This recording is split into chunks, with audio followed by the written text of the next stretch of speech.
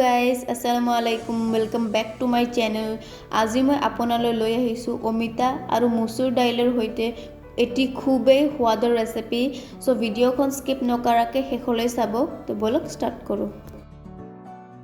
মই ইয়াত এটা মিডিয়াম সাইজৰ অমিতা লৈছোঁ। মই অমিতাটো সৰু সৰু সাইজত কাটি লৈছোঁ আৰু ভালদৰে ধুই লৈছোঁ।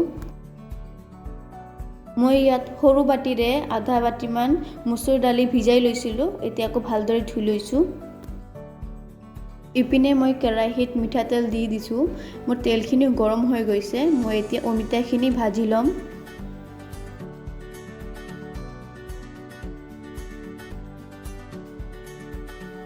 মই অমিতাখিনি গোল্ডেন কালাৰ হোৱালৈকে ভাজি ল'ম।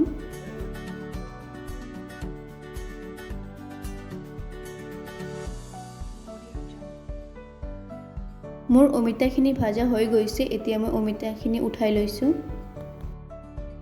এতিয়া মই কেৰাহীত গোটা মছলাখিনি দি দিছোঁ 4টামান শুকান জলকীয়া, দি দিছোঁ 3-4টামান এলাইচি, 2 টুকুৰা দাৰচিনি, 3টামান লং।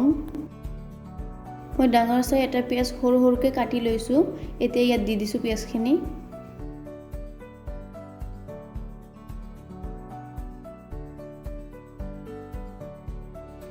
দি দিছোঁ 1 চামুচ আদা নহৰুৰ পেষ্ট।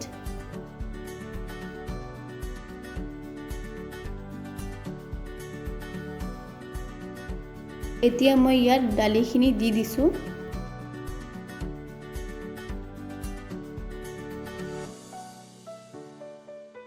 এতিয়া মই দালিখিনি অলপ টাইম ভাজি ল'ম।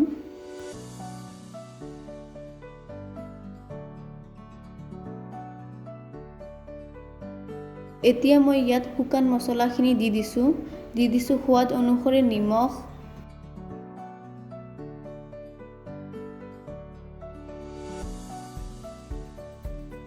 হাফ টিস্পুন জলকীয়া গুড়ি,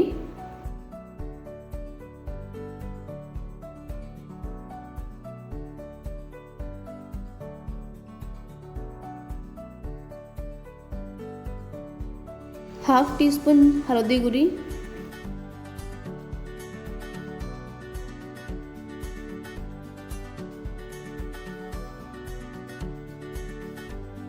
হাফ টিস্পুন জিৰা গুড়ি,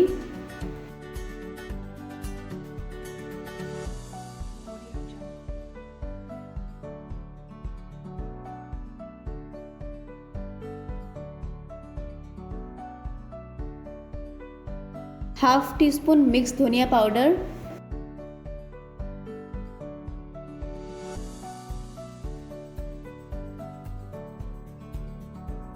এতিয়া মই ইয়াত ভাজা অমিতাখিনি দি দিছোঁ।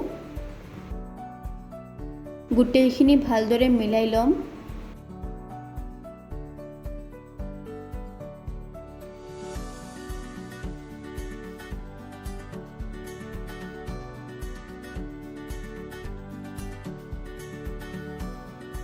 এতিয়া মই ইয়াত দি দিছোঁ 1.5 কাপমান পানী।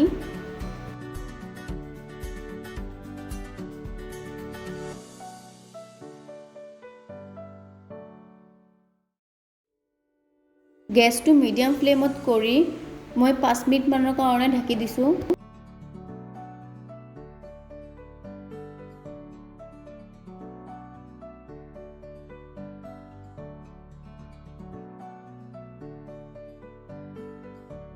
মই এবাৰ চাই লৈছোঁ মোৰ অমিতাটো সিজিছেনে নাই। অমিতাটো ভালদৰে সিজা নাই, 90% মান সিজি গৈছে। মই আৰু অলপ টাইম সিজাই ল'ম।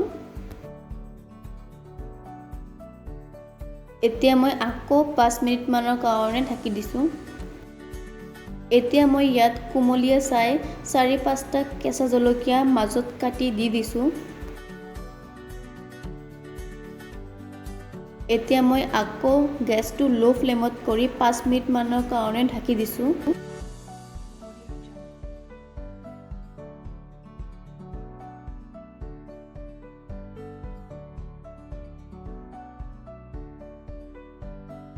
মোৰ চব্জিটো হৈ গৈছে। এতিয়া মই গেছটো অফ কৰি দিছোঁ।